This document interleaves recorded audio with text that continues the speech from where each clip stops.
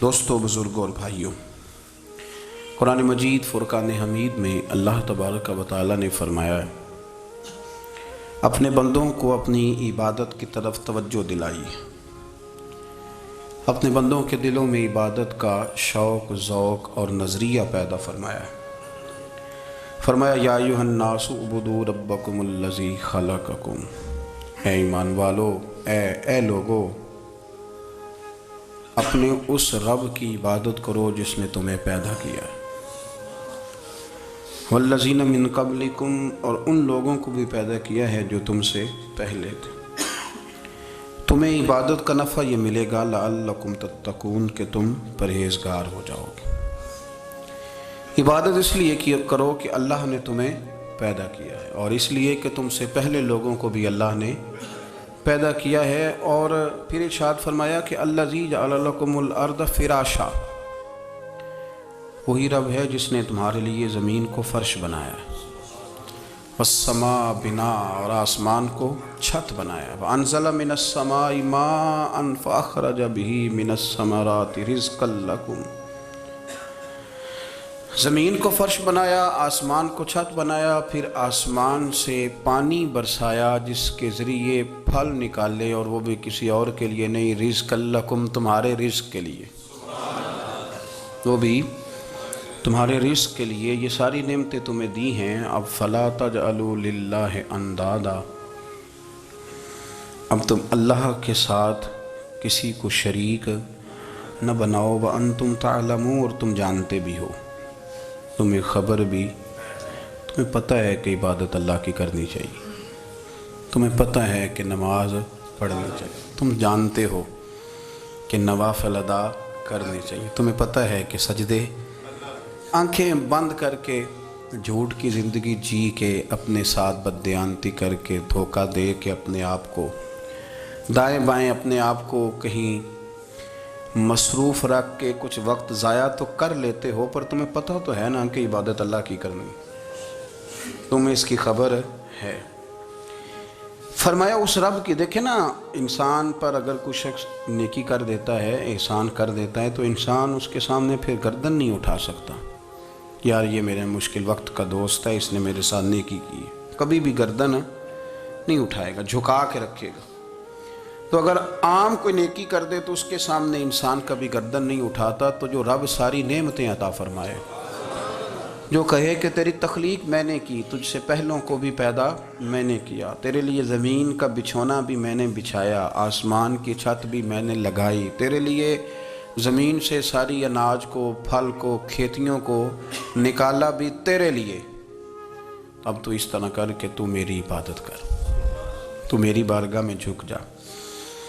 بہت سارے نشے لوگوں کو لگے ہوئے ہوتے ہیں، ہر آدمی کوئی نہ کوئی نشہ کرتا ہے، کوئی دولت کا کرتا ہے، کوئی شہرت کا کرتا ہے، کوئی اپنی تعریف کا نشہ کرتا ہے، دو چار لوگوں سے تعریف سن کے مطمئن ہو جاتا ہے۔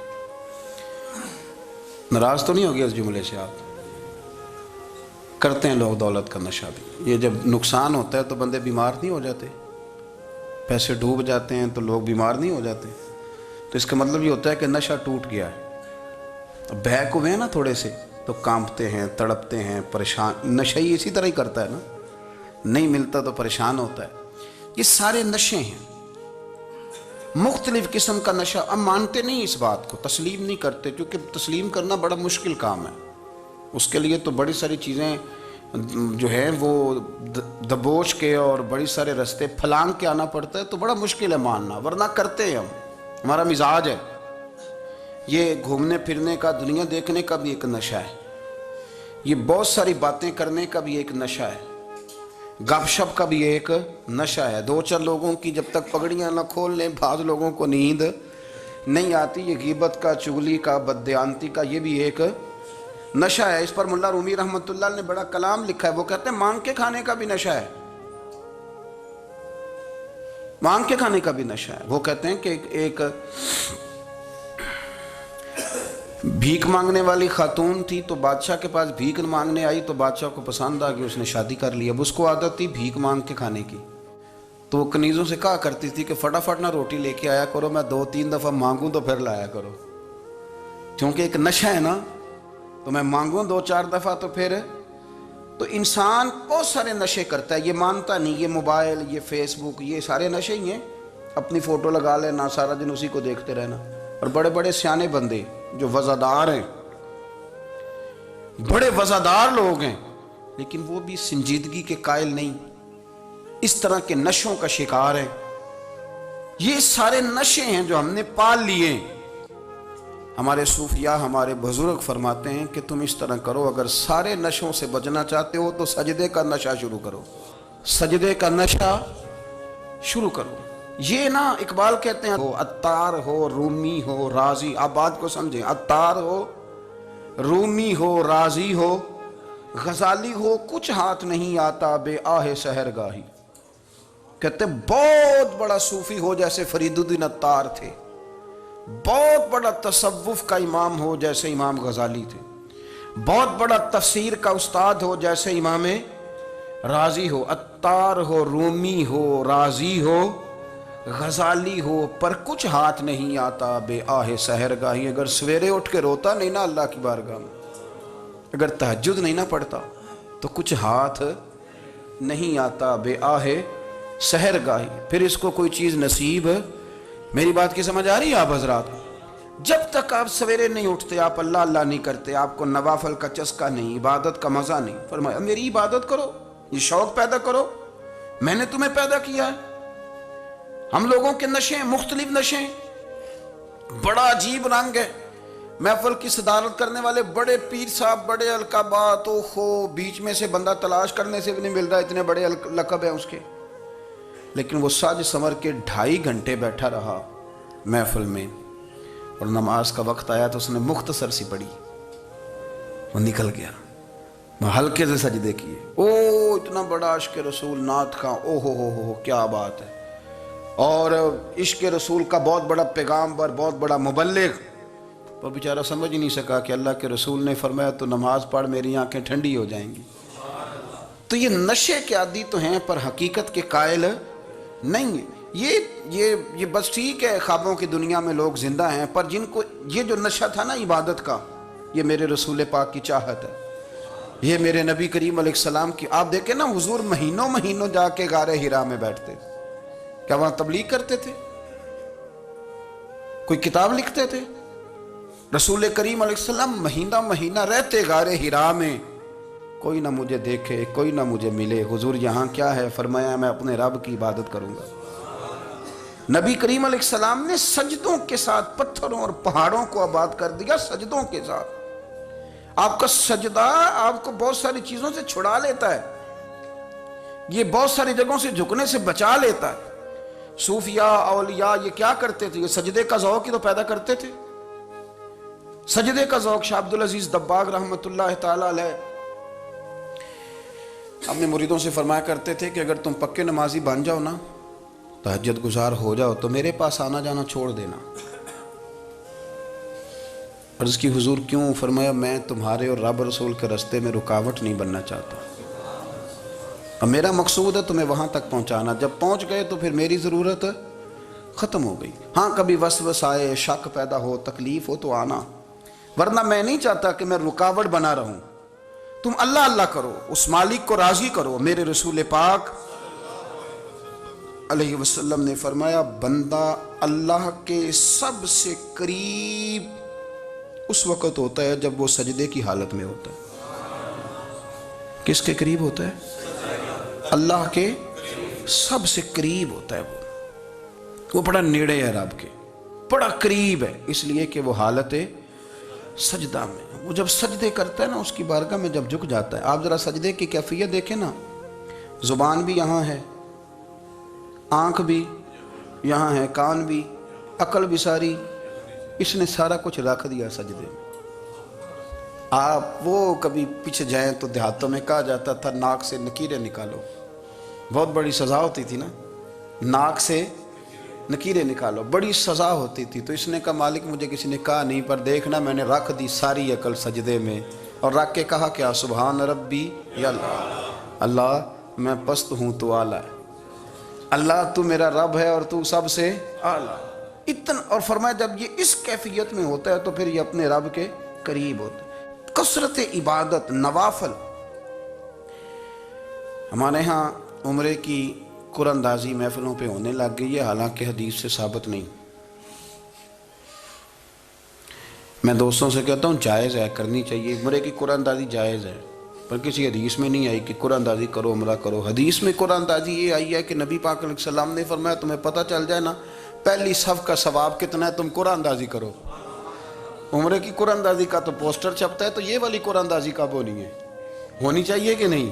حضور نے فرمایا تمہیں پتہ چلے کہ اس کا ثواب کتنا تو تم قرآن اندازی کرو، تم قرآن ڈالو. جب آپ نماز پڑھ رہے ہوتے ہیں، جب آپ کا مصلی آباد ہوتا ہے، صلاح الدین ایوبی ایک بزرگ سے ملاقات ہو گئی، بیت المقدس پر قبضہ تھا عیسائیوں کا. تو صلاح الدین بڑے پریشان تھے. بابا جی کہنے لگے پتر کیا ہوا؟ کہنے لگے حضور پتہ چلا ہے دشمن کے 2 بحری بیڑے اسلحہ لے کے آ رہے ہیں. مسلمان پہلے ہی کمزور ہیں، اور اب اگر 2 بحری بیڑے اور آ گئے تو حضور مسئلہ بن جائے گا. تو میں پریشان ہوں کہ کس طرح یہ کم مسئلے والی ہماری فوج ہے کیسے مقابلہ کرے گی. تو بابا جی کہنے لگے پتر اس طرح کرنا، آج رات تو بھی دعا کرنا اور میں بھی کروں گا، تو بھی دعا کرنا. آپ ناراض نہ ہونا، ہم تو پیروں والے ہیں، ہم تو پیروں کے نوکر غلام ہیں، ہمارا تو گزارا ہی نہیں، ہمیں تو ملتا ہے سارا کچھ وہاں سے. پر میرا سوال یہ ہے کہ تعویذ لینے جاتے ہو نفل کیوں نہیں پڑھتے؟ رات اللہ اللہ کیوں نہیں کرتے؟ یہ بھی تو ہمارے بزرگوں کا ہی طریقہ ہے، انہوں نے تو ہمیں سکھایا ہے. صلاح الدین ایوبی سے بزرگوں نے کہا کہ رات آج نا اللہ اللہ کرنا، تو میں تیرے لیے دعا کروں گا، تو بھی دعا کرنا. تو بندہ جب دکھی ہوتا ہے تو سجدہ کرتا ہے تو پھر ہی تو مصلی بھیگ جاتا ہے، پھر ہی تو مزہ آتا ہے. سکھی بندہ تو کعبے جا کے نہیں روتا. دکھی تھے، تکلیف تھی، تو سر رکھا سجدے میں تو تڑپ گئے. اور وہ بابا جی کہتے ہیں میں مسجد آیا تو صلاح الدین چیخیں مار کے رو رہا تھا اور کہہ رہا تھا مالک میں کوئی اپنی شان کے لیے تو نہیں نہ لڑ رہا، اللہ کو میں کوئی قبضوں کے لیے تو نہیں لڑ رہا، مالک تیرے لیے لڑ رہا ہوں، مجھے بے آبرو نہ کرنا، میری مدد فرمانا. کہتے ہیں میں آیا تھا کہ مسجد میں دعا کروں گا، پر صلاح الدین ایوبی کو روتے دیکھا تو میں لوٹ گیا. تو سویرے صلاح الدین ملے تو بڑے خوش تھے. میں نے کہا پتر کیا ہوا؟ کہنے لگے حضور وہ بحری بیڑے 2 آ رہے تھے نا اسلحہ لے کے، دونوں ڈوب گئے پانی میں ڈوب گئے. تو بابا جی کہنے لگے صلاح الدین وہ پانی میں نہیں ڈوبے، وہ تیرے آنسوؤں میں ڈوب گئے، وہ غرق ہو گئے. وہ جو تو نے مصلی بات کیا تو وہ تیرے آنسوؤں میں ڈوب گئے، وہ غرق ہو گئے، وہ تباہ اتنے قیمتی تھے تیرے آنسو کے بہا لے گئے دشمن کے بحری بیڑوں کو.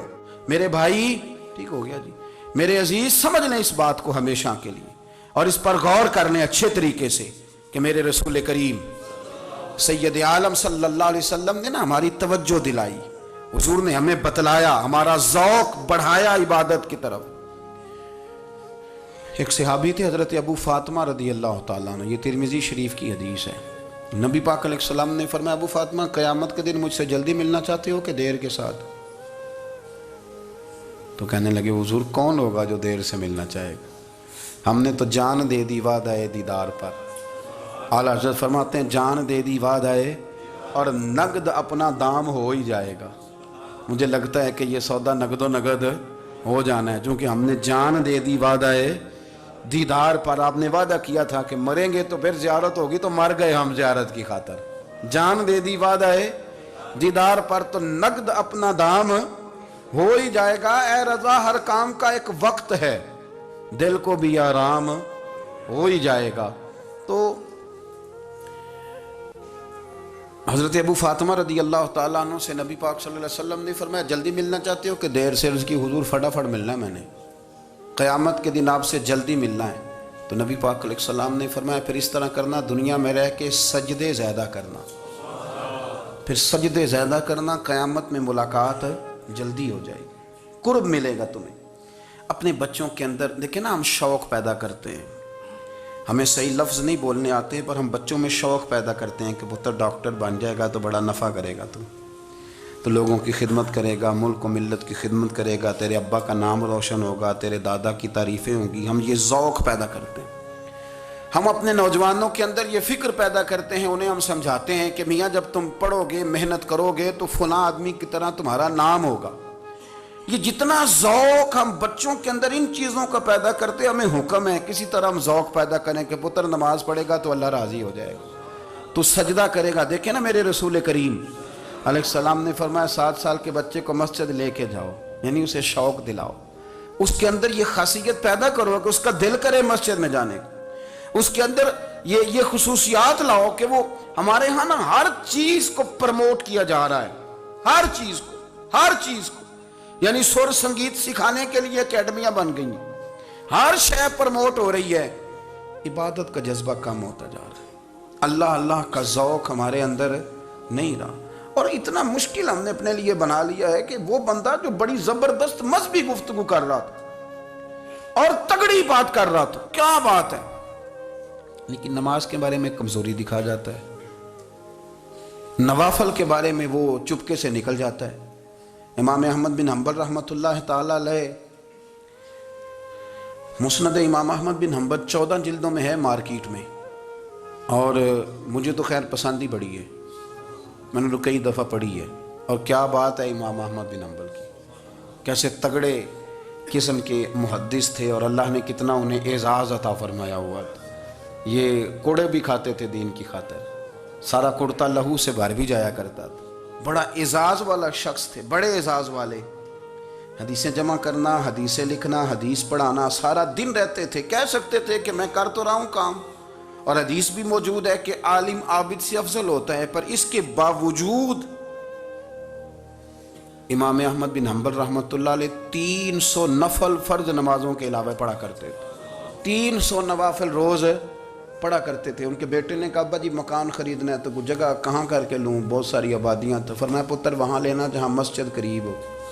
میرے رسول کریم سید عالم صلی اللہ علیہ وسلم اتنا پسند کرتے مسجد کو، اتنا پسند کرتے نماز کو، کہ رسول کریم صلی اللہ علیہ وسلم تہجد کی نماز بھی پڑھتے، پھر حضور فجر کی نماز بھی پڑھتے، نبی پاک وتر کو الگ کر کے پڑھتے، عشاء کے ساتھ نہیں پڑھتے۔ یہ تو ہم اس لیے اجازت دی ہمارے بزرگوں نے کہ بعد میں اٹھے گا کون علیحدہ وتر پڑھنے کے لیے، عشاء کے ساتھ پڑھ لے، وتر پڑھتے، تہجد پڑھتے، فجر پڑھتے، اشراق پڑھتے، چاشت پڑھتے، پھر مغرب کی نماز کے بعد 6 رکعت اوابین پڑھتے، پھر رات کو صلاۃ اللیل پڑھتے۔ سیدہ عائشہ صدیقہ کہتی ہیں زمانہ سو جاتا اور میرے رسول مصلی بچھا کے کھڑے ہو جاتے، او یار کھیتی باڑی کر کے نہیں، محنت مزدوری کر کے نہیں، جناب عائشہ کہتی ہیں میں یہ بھی دیکھتی کہ حضور ایک آیت شروع کرتے تو ساری رات اسی کو پڑھتے، اور میری نظر جاتی تو قدم مبارک پہ ورم آ جاتا۔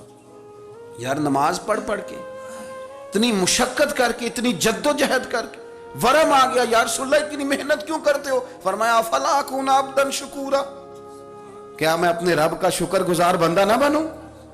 صحابہ کا ذوق عبادتوں کا، ریاضتوں کا، تلاوتوں کا، طبیعت ہے ان کی، وہ ایک دوسرے کو، حضرت مولا علی شیر خدا کرم اللہ تعالی وجہہ الکریم کے زمانے میں روم کے بادشاہ نے کہا یار یہ مسلمانوں کا پتہ تو کرو، یہ آخر کیوں اتنے زیادہ مجاہد ہیں؟ اس زمانے میں جاسوس بھیجنے کا مزاج تھا، اب تو جاسوس پکڑا جاتا ہے، اب تو جاسوس ہو، اور جاسوسی کا شوق ویسے آج بھی ہے۔ عرض کروں تھوڑی سی بات اس عنوان سے، پتہ کیا ہمارا مسئلہ ہے؟ ہم جہاں جاتے ہیں نا وہاں تھوڑی خوشبو سونگنے کی کوشش کرتے ہیں، وہ کیا ہے تو یہ کیا ہے تو ادھر کیا ہے تو تھوڑا سا ادھر کیا ہے۔ میرے رسول پاک پڑھیے درود شریف، سارے پڑھیے ذرا زور سے، صلی اللہ تعالی۔ نبی پاک علیہ السلام نے فرمایا جاسوسی نہ کرنا ورنہ تم بندوں کو خراب کر دو، اور فرمایا اس طرح نہ ہو کہ تم کسی کے آپ کھول نہ نکلو تو تمہارے پہلے کھول جائیں۔ یہ جو ذوق ہے نا یہ ختم کریں، چھوڑیں، مطلب آپ کس چکر میں پڑے ہوئے ہیں، اتنی زیادہ توجہ کرنے کی کیا ضرورت ہے؟ کام سے کام رکھیں، اس میں بندہ تھوڑا سا نا آسان رہتا ہے۔ یہ جو بہت زیادہ ٹٹولنے والے لوگ ہوتے ہیں نا وہ بیچارے پھر عمر ٹٹولتے ہی گزار دیتے ہیں، اس لیے کہ مزاج ہی بہت پکا ہے، بوری کا منہ کھول کے اندر تک ہاتھ ڈالنا، تو پھر کئی دفعہ سامنے سے بچھو بھی لڑ جاتا ہے، خرابی ہوتی ہے۔ تو جاسوسی کی جاتی تھی، اس نے بھی جاسوس بھیجے، کیونکہ قبیلوں کے لوگ تھے، کچھ مسلم کچھ کافر، پہچانے نہیں جاتے تھے لوگ، تو کچھ لوگ اس نے بھیجے، انہوں نے آ کے نا تحقیق کی، ریسرچ کری کہ آخر ماجرا کیا ہے، تو واپس جا کے انہوں نے رپورٹ دی نا روم کے بادشاہ کو۔ اس رپورٹ کا ایک جملہ بڑا شاندار ہے، وہ کہنے لگا بادشاہ ہمیں مسلمانوں کی کوئی سمجھ نہیں آئی، ہمیں کوئی سمجھ نہیں آئی۔ انہوں نے کہا کیوں نہیں سمجھ آئی؟ کہنے لگے یار عجیب بندے ہیں، جب رات مصلی پہ بیٹھتے ہیں تو یوں لگتا ہے ان کا دنیا سے رشتہ ہی کوئی نہیں، کوئی کسی کو نہیں جانتا، کوئی اپنے دکھ سنا کے رو رہا ہے، کوئی اپنی بات کر کے رو رہا ہے، لگتا ہے کہ ان کا کوئی رشتہ ہے ہی نہیں جب مصلی پہ بیٹھتے ہیں۔ اور فرمایا جب سویرے یہ جہاد کرنے نکلتے ہیں تو لگتا ہے ان سے زیادہ دلیر ہی کوئی نہیں۔ حالانکہ جو مصلوں پہ رونے دھونے کے لوگ ہوتے ہیں وہ کئی دفعہ جہاد میں کام نہیں کرتے، لیکن عجیب لوگ ہیں کہ رات کے راہب ہیں، دن کے مجاہد ہیں، کوئی سمجھ نہیں آتی۔ میرے عزیز، ان لوگوں نے مصلی آباد کر کے رکھا، تلاوتیں ان کا ذوق رہی، منزل روز پڑھنا، اسباق پڑھنا، وظائف پڑھنا، یہ ان کا ذوق رہا۔ اعلیٰ حضرت بریلوی رحمت اللہ نے 1000 کتاب لکھی ہے، لیکن الوظیفۃ الکریمہ کے نام سے جو وہ صبح و شام وظائف پڑھتے تھے وہ الگ انہوں نے ان کو بیان کیا، پابندی کے ساتھ اپنی اللہ اللہ کرتے تھے۔ شیخ شہاب الدین سہروردی رحمت اللہ علیہ، اس پر ایک بندے نے اعتراض کیا، اس نے کہا جی آپ کس قسم کے صوفی ہیں، مرید بیٹھے ہیں اور آپ وہاں نفل پڑھ رہے ہیں؟ یہ بھی بڑا مسئلہ ہوتا ہے نا، جو بندہ ملنے آتا ہے وہ اپنے ٹائم کے حساب سے آتا ہے، اور پھر اس کا یہ بھی خیال ہوتا ہے کہ پیر صاحب جو ہیں وہ چونکہ درویش ہیں تو نہ انہیں روٹی کھانی چاہیے نہ سونا چاہیے، چونکہ وہ درویش ہیں، اور ہم چونکہ درویشوں کے ماننے والے ہیں لہذا ہمارا یہ طریقہ ہونا چاہیے کہ جیسے ہم کہیں درویش ویسے ہی کر جائے۔ حالانکہ جس کو آپ درویش کہیں گے آپ اس کی مانیں گے، آپ منوائیں گے نہیں، تمہارا مزاج ہوتا ہے۔ شیخ شہاب الدین پر لوگوں نے اعتراض کی، حضور لوگ ملنے آئے ہیں، زیارت کرنے آئے ہیں، یہ بندے دعا کرانے آئے ہیں، اللہ اللہ کرانے آئے اور آپ نفل پڑھ رہے ہیں، کیا جملہ ہے، کیا حسن ہے، کیا خوبصورتی ہے۔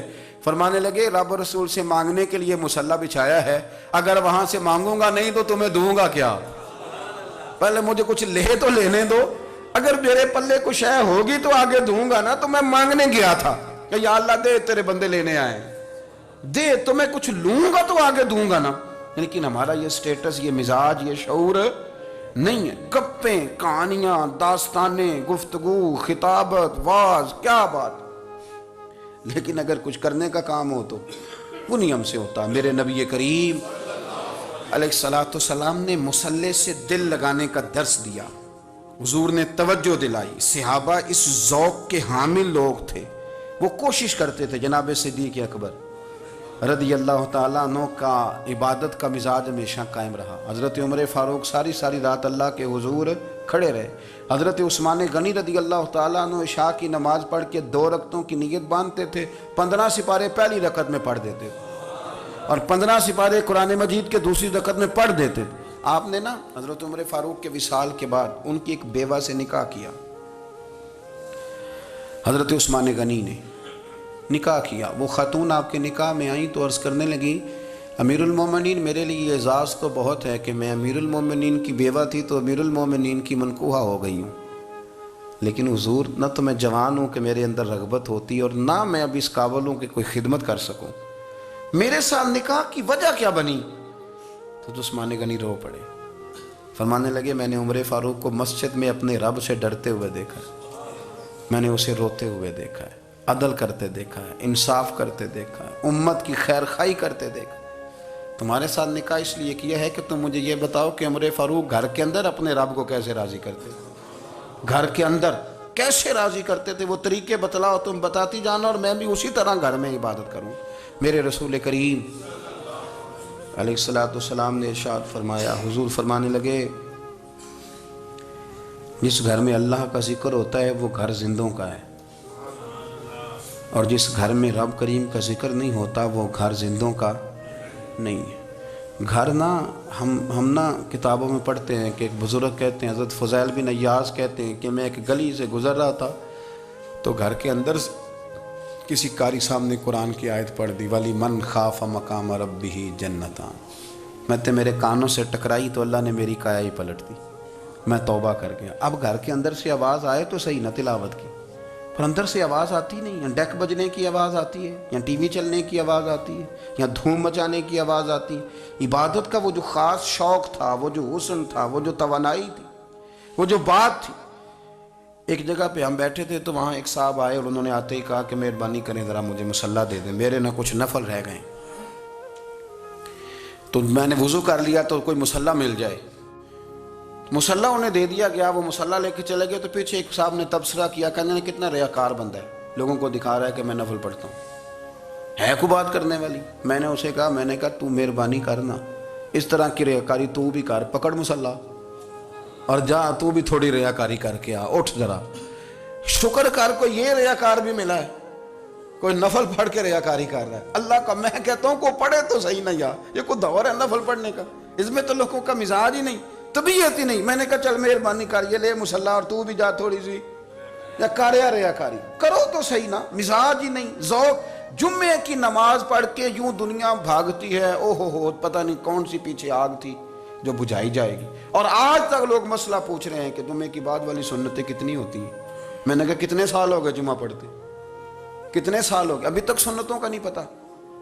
ابھی تک نے علم کے پہلے کتنی رکھتے ہیں اور بعد میں کتنی رکھتے ہیں. فجر کی سنتیں کب پڑھنی چاہیے؟ سنو فجر کی سنتوں کے بارے میں.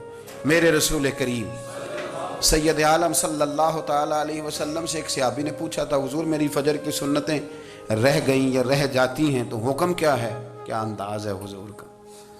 بخاری مسلم کے لفظ سنو. حضور سید عالم صلی اللہ علیہ وسلم فرمانے لگے، اس نے کیا پوچھا تھا، حضور جواب کیا دیتے؟ فرمایا فجر کی سنتیں کبھی نہ چھوڑنا، فجر کی پہلی 2 سنتیں کبھی نہ چھوڑنا. یا رسول اللہ صلی اللہ تعالی علیہ وسلم میری رہ گئی ہیں، رہ جاتی ہیں. فرمایا فجر کی 2 سنتیں نہ چھوڑنا. فرمایا فجر کی پہلی 2 سنتیں مجھے دنیا اور دنیا کے اندر جو کچھ ہے وہ سب سے زیادہ پیاری ہے. فجر کی 2 سنتیں دنیا اور دنیا میں جو کچھ ہے مجھے وہ سب سے زیادہ پیاری ہے. اس لیے فجر کی سنتیں نہ چھوڑنا. اپنا ذوق، اپنی طبیعت، ہم نے نا ذوق غلط بنا لیا ہے. اگر 20 بندے کہہ بھی دیں گے تو نے بڑی شاندار تلاوت کیا تو کیا اس سے بنے گا؟ 100 بندہ کہہ بھی دے تیری کیا بات ہے، کیا بات ہے نعت خاں کی، کیا بات ہے علامہ صاحب کی، پیر صاحب کی، پیر مہر علی شاہ صاحب رحمت اللہ علیہ. آپ تشریف فرما تھے تو آپ کے ایک ہی بیٹے بابو جی جن کو کہا جاتا ہے، جس دن صاحبزادے پیدا ہوئے تو خادم نہ وہاں سے نکلا. ان لوگوں کے شوق اور طرح کے تھے نا تو ان کی توجہ بھی اپنے شوق کی طرف رہتی. تو خادم نکلا اندر سے، پیر صاحب مبارک ہو، پیر صاحب مبارک ہو، پیر صاحب مبارک ہو، پیر صاحب مبارک. وہ شور کر رہا ہے تو پیر صاحب کو وجد ہو گیا، اللہ اکبر اللہ اکبر اللہ. وہ کیا ہوا، کس بات کی مبارک دے رہے ہو؟ عرض کی حضور اللہ نے بیٹا دیا ہے. تو آپ فرمانے لگے اچھا حضور آپ کیا ہوا، آپ تو پریشان ہو گئے. فرمانے لگے جب تو نے 3 دفعہ کہا نا مہر علی کو مبارک ہو تو میں سمجھا تھا شاید تجھے کسی نے بتا دیا ہے کہ مہر علی سے اللہ راضی ہو گیا. میں سمجھا تھا کہ شاید تو یہ خبر لے کے آیا ہے کہ کسی نے بتایا ہے کہ مجھے آج خبر ملی ہے کہ مہر علی سے رب اچھا پتر ہوا ہے. الحمدللہ اللہ کا شکر ہے. پر میرے لیے مبارک کا دن وہ ہوگا جب میرا رب کہے گا کہ میں مہر علی سے راضی ہوں. میرے محبوب کہیں گے کہ میں مہر علی سے. آپ بات کو سمجھیں. شوق ہی کسی اور طرف تھا، دل ہی کہیں اور لگا ہوا تھا، طبیعت ہی کہیں اور مائل تھی. کوئی وظیفہ پوچھتے تھے تو پڑھتے تھے وہ لوگ، کچھ اللہ اللہ انہیں بتائی جاتی تھی تو کرنے کا ذوق رکھتے تھے، طبیعت تھی، قائل تھے. حضرت ربیع کہتے ہیں میں بڑی دور سے سفر کر کے گیا حضرت اویس کرنی سے ملنے، بڑی دور سے. اور جب میں پہنچا تو فجر کا وقت تھا تو حضرت اویس کرنی کو میں نے پا لیا. تو وہ نماز پڑھ کے نا قرآن شریف لے کے بیٹھ گئے. فرماتے ہیں اشراق چاشت کا وقت ہوا تو نفلوں کی نیت باندھ لی. محدث ابن الجوزی نے لکھا ہے، فرماتے ہیں پھر جب زوال کا وقت ہوا تو مسجد میں جھاڑو دینے لگ گئے. زور کی نماز پڑھ کے تو عصر کی تیاری تک وہ مسجد میں بیٹھے رہے. اور میرے نبی پاک علیہ السلام نے فرمایا جو نماز کے انتظار میں بیٹھا ہو وہ نماز ہی میں ہے، وہ نماز ہی میں ہے. فرمایا میری دنیا میری امت کی جو رہبانیت ہے نا وہ اتنی ہے کہ نماز کا انتظار کرے. اذان کے بعد نماز کا یہ راہب ہیں، یہ اس وقت چھوڑ کے بیٹھے ہیں سارا کچھ. فرماتے ہیں عصر تک انہوں نے اللہ اللہ کی، پھر مغرب تک کی، عشاء کی نماز ہوئی تو نماز پڑھی تو وہ تھک گئے. اب مجھے وہ فارغ ہوں مصلی چھوڑے تو میں ملاقات کروں نا. یہ آپ حیران نہ ہو کہ اتنی دیر بندہ کیسے اللہ اللہ کر. ہم نے کی نہیں نا اس لیے ہم پریشان ہیں. جو عادی ہوتے ہیں وہ کر بھی لیتے ہیں. وہ یہ کام میری بات کی سمجھ آ رہی ہے؟ جب جاتے ہو کسی دفتر میں تو 8 گھنٹے کھڑے رہ لیتے ہو نا، مجبوری ہوتی ہے تو کھڑے رہا جا سکتا ہے. پاسپورٹ کے دفتر بولیے، امیگریشن کی لائنوں میں، اور میں نے تو امبیسیوں میں بندے 12 گھنٹے پہلے جا کے کھڑے دیکھے. رہ لیتے ہیں کھڑے. تو اگر ان کاموں کے لیے رہا جاتا ہے تو اللہ رسول کے لیے بھی کھڑے رہا جا سکتا ہے۔ تو فرمانے لگے کہ جب عشاء کی نماز کے بعد آخر انسان تھے، تھک گئے، نیند کا غلبہ ہوا، تو تھوڑی ایسے آنکھ بند ہوئی تو کھلی تو رونے لگے۔ حضرت ویسے کرنی، رو کے کہنے لگے مالک مجھے غافل تو نہ کر، ابھی میں نے کیا بھی کچھ نہیں، دن ختم ہو گیا، کوئی نفل نہیں، کوئی اللہ اللہ نہیں، اللہ مجھے غافل نہ کر، میری مدد فرما۔ فرماتے ہیں جب وہ روئے تو میرے ساتھ جو شخص تھا، میں نے کہا اٹھو چلیں، کہنے لگا حضور ملا نہیں، فرمایا جو میں لینے آیا تھا وہ مجھے مل گیا، جو میں ان سے سیکھنے آیا تھا وہ مجھے نصیب ہو گیا، اب اور میں نے کیا لینا، ختم ہو گئی بات، اٹھو چلیں۔ اللہ کے بندوں نے حضرت ربیہ بن کعب اسلمی رضی اللہ تعالیٰ عنہ فرماتے ہیں، کہتے ہیں جب بنو قریظہ اور بنو نذیر یہودیوں کے ساتھ حضور علیہ السلام نے جنگ کا اعلان فرمایا تو وہ دشمن ہو گئے، ہمیں خطرہ تھا کہ وہ رات کو کہیں محبوب کو تکلیف نہ دیں، تو کچھ لوگ نا تلواریں لے کے نبی پاک کے دروازے پہ پہرے داری کرتے تھے۔ گن مین رکھنا حرام نہیں، اگر کسی کو واقعی خطرہ ہو تو اس کے لیے سنت بھی ہے۔ حضرت علی المرتضیٰ تلوار لے کے حضور کے گھر کا پہرا دیتے تھے۔ حضرت ربیہ بن کعب اسلمی رضی اللہ تعالیٰ عنہ فرماتے ہیں کہ رات میری ڈیوٹی تھی کہ میں حضور کے گھر کا پہرا دوں گا، تو فرماتے ہیں میں باہر سن رہا تھا، ساری رات ہی میرے نبی پاک نے اللہ کی تسبیح پڑھی، ساری رات، کبھی تسبیح، کبھی تحلیل، کبھی تحمید، کبھی تکبیر، ساری رات۔ فرماتے ہیں ساری رات حضور پڑھتے رہے اور ساری رات ہی میں سنتا رہا، مجھے اونگ آ گئی، میری آنکھ لگ گئی، حضور ابھی پڑھ رہے تھے، میں تھک کے سو گیا، اور فرماتے ہیں جب میری آنکھ دوبارہ سے کھلی تو میرے کانوں میں پھر کوئی چیز گونجی، تو میں نے کان لگایا تو میرے حبیب ابھی بھی اللہ کو یاد کر رہے، ساری رات حضور رب کی عبادت کرتے۔ اسی لیے تو کہا یا ایھا المزمل قم اللیل الا قلیلا، حبیب ساری رات تو نہ جاگا کر، تھوڑا آرام بھی کر لیے گا۔ میرے بھائی اپنا مصلی، اپنی عبادات، اپنے وظائف، اللہ اللہ جو آپ نے کسی سے سیکھی ہے اس کو کبھی کمزور نہ ہونے دیں۔ شجرہ شریف جو کسی بزرگ سے آپ لے لیتے ہیں تو کیا رسم ہے کوئی؟ اس پہ کچھ لکھا ہوتا ہے، وہ پڑھنے کے لیے دیا جاتا ہے، اس پہ لکھا ہوتا ہے کہ یہ اللہ اللہ آپ نے کرنی ہے۔ ساری زندگی کسی اسکول میں داخل ہو گئے اور وہاں جا کے آپ نصاب ہی نہ پڑھیں، کتاب ہی نہ کھولیں تو پاس ہو جائیں گے؟ وہ کہتے ہیں میں 20 سال جاتا رہا ملا کچھ نہیں، تو آپ نے لیا کیا ہے؟